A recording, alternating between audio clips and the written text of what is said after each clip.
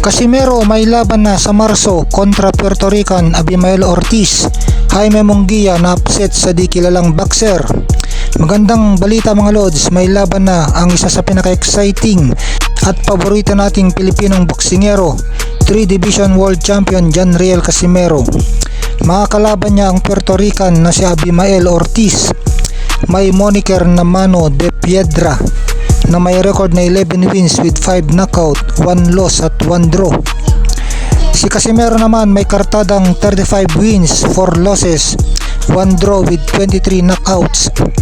Sabi naman nitong isang Pinoy commenter, lagi daw lumalaban si Casimero sa indie-rated boxers, pero may mukha pang hamunin si Naoya Inoue. Hindi daw humuhusay ang ranking ni Casimero kung lagi siyang umiiwas sa top 1 to 3 sa kanyang division. Na sinagot naman itong isa pa, sabi niya, "Ha, talaga bang ganun? Kakaiba ka ding mag-isip kung may pumalaglang kay Alas noon pa sa mga rank 1, 2, 3 na yan. Eh di sana mandatory na siya. $800,000 nga ang offer kay Luis Neri pero tumanggi. Anong klaseng fan ka boy?"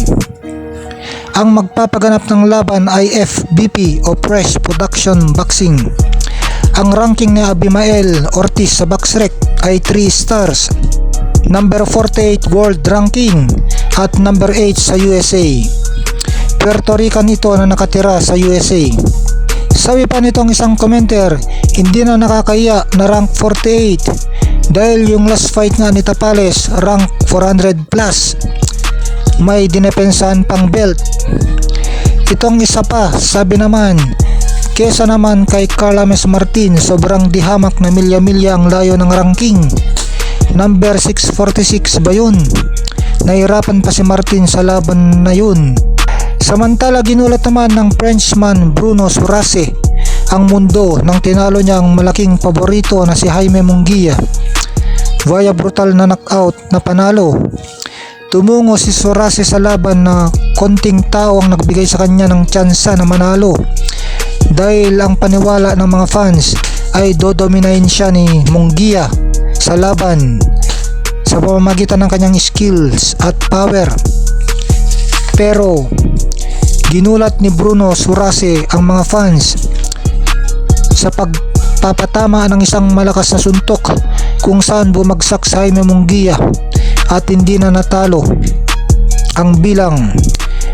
Pwede daw na maging knockout of the year ito. Itong laban na ito ay magsisilbing paalala na sa boxing kahit ano ay pwedeng mangyari at wala dapat fighter na i-underestimate. Nakauna nang nakapagpabagsak si Munguia kay Surase pero nasilat pa. Ibinaba kasi niya yung gwardiya, kaya nung nasilip ni Surase, binigyan niya ng todong bigay na lakas niya na kanan. Yun, di na nakabangon si Munguia. Naganap ang laban nila sa Baluarte pa ni Munguia, hometown ni Munguia sa Tijuana, Mexico. Dumayo lang ang Frenchman. Kung kay Canelo Alvarez, knockdown lang si Jaime Munguia pero umabot sa desisyon ng laban. Pero dito sa di kilalang boxer na si Bruno Surase, knockout sa round 6 si Munguia. Marami naman ang nagsasabi na dapat nanatili na lang siya kay Coach Fred Roach. Doon siya naging champion. Nung bumalik sa Jaime Munguia kay Eric Morales, eto ang napala niya, knockout siya. 4 lang ang ninockout ni Surase na kalaban, kaya siguradong minaliit ni Munguia ang power ni Surase. 12-1 underdog si Surase sa laban. Ginamit naman ni Jaime Munguia ang agarang rematch clause nila. Gusto niya makaganti